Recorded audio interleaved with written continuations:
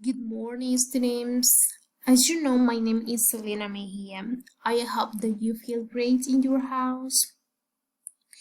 For this week, I prepared another interesting topic for you, and I hope that this topic help you in order to increase your knowledge, in order that you can develop your abilities and your capacities, the capacities that you have.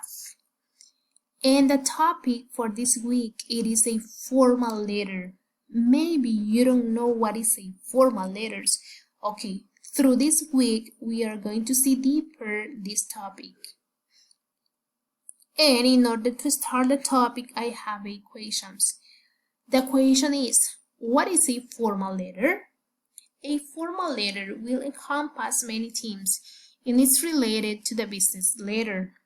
To put this into perspective, all business letters are formal letters, but not all formal letters are business letters. Be careful with that. The term formal letter can be used to entail any written letter for a formal purpose, whether that be a recommendation letters, an invitation letters, a complaint letter, and so on. Okay, when you are going to write a formal letters, it is when you want to get a job in a company, when you want to give a recommendation to a person, when you want to invite another person in order to have a celebration, in order to have a graduation.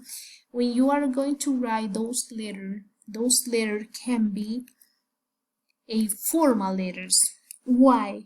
Because you need to follow different steps in order to create a formal letters. Here I have the importance of a letter. Written a professional letter is vital part of business communication. Letters are very important, the reason being that they serve as the formal method of communication between people. They also provide valuable information on business-related matters of serves a legal purpose.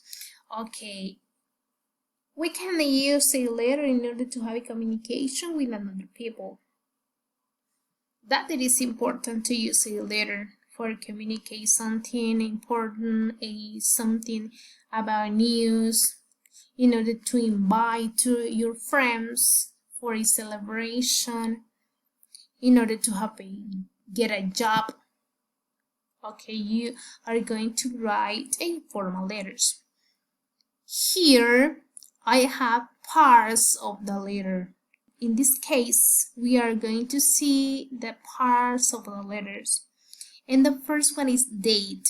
Don't forget that. The first part of a letter, it is a date. The date is put at the top of the page for any business communication.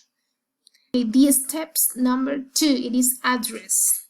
The address of the person receiving the correspondence includes a formal name, street's address, city, state, and zip code. We need to take into account those steps in order to create a formal letter. We have the number 3, salutation. Okay, the salutation is the formal way of addressing the person. Some people have sensitives to what name is used in addressing them. So, be sure to take the time to identify the person's most commonly used name.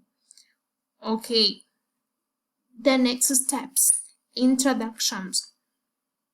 The first few sentences of a letter are introductory.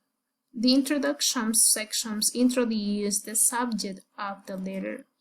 It is a summary in a sentence that explains the goals of the letter. The next steps, it is a body. The body of the letter explains in details all aspects of what is being communicated. The next one, it is closing. The closing of that letter summarizes what the letters was about in any next step or action items. This section gives the reader a head up that the communication is coming to a class.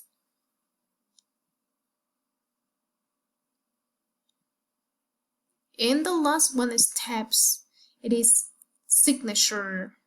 After the complementary closing space is left to the signature that goes above the typed name and title of the person sending the letter.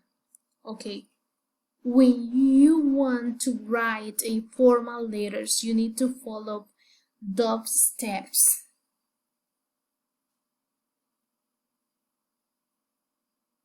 Okay, if you see here, I have an example about a formal letter. For example, here we have the date. That is the first thing that you need to do, the date. The second, write the address. What is the specific address of the person that it is going to receive the letter? The number 3, it is salutation. The number 4, if you see, it is the introductions. Introductions in one sentence, it is okay. The next steps, it is the body. The body is the content that you are going to transmit or that you want that the other person know. The next steps, it is a closing. Okay, you are going to close that letter in this part. And the last one part is the signature. Signature about the person that is going to send the letter. Don't forget that this is an example about a formal letters and you need to follow those steps if you want to write a formal letters for a company, for a friends, for whatever person that you want to write a formal letters. Okay, now in this short video you are going to see how to write a short formal letters. Pay attention to the video. How to write a formal letter. There are many rules to follow when writing a formal letter, and here are the most essential. You will need a typewriter or word processor, your contact information, the date, the recipient's name, title, and address, and your name and title. Step 1. Type your address and telephone number 2 inches from the top of the page, flush left. Do not include your name or title here. It will be included in the closing. Step 2.